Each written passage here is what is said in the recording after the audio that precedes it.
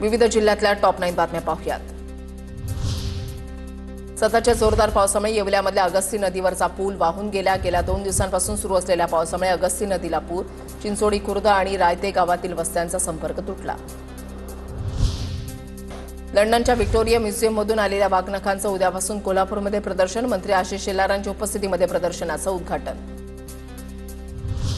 नाशिकच्या लासलगावमध्ये दुसऱ्या दिवशी मुसळधार पाऊस, 5 तासाहून अधिक काळ जोरदार पावसाची हजेरी, कापूस, सोयाबीन, मका पिकांना फटका।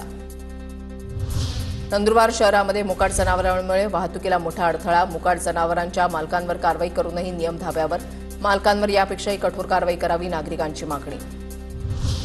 वाशिमच्या कारंजा बाजार समितीचे व्यवहार शनिवारपासून पुन्हा सुरू। दिवाळीच्या सुट्ट्यांमुळे बाजार समिती 10 दिवस बंद होती। व्यवहार सुरू झाल्यानंतर 16,000 क्विंटल सोयाबीनची आवक। नागपूरमध्ये मुख्यमंत्री फडणवीसांच्या हस्ते अरहम अॅनिमल अॅम्ब्युलन्स सेवेचा शुभारंभ। नागपूरमधल्या मुख्यमंत्र्यांच्या शासकीय निवासस्थानी सोहळा संपन्न झाला।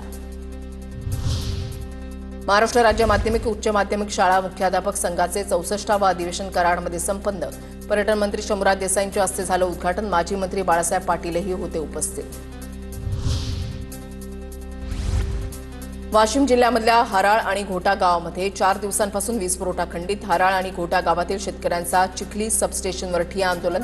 रब्बी हंगामातील सिंचन ठप्प झाल्याने शेतकऱ्यांचा संताप। जालन्यामध्ये 2 महिन्यांपासून फरार असलेल्या आरोपीला त्याच्या साथीदारासह स्थानिक गुन्हे शाखेकडून अटक। वारंवार गुन्हे करून आरोपी दहशत निर्माण करत होता।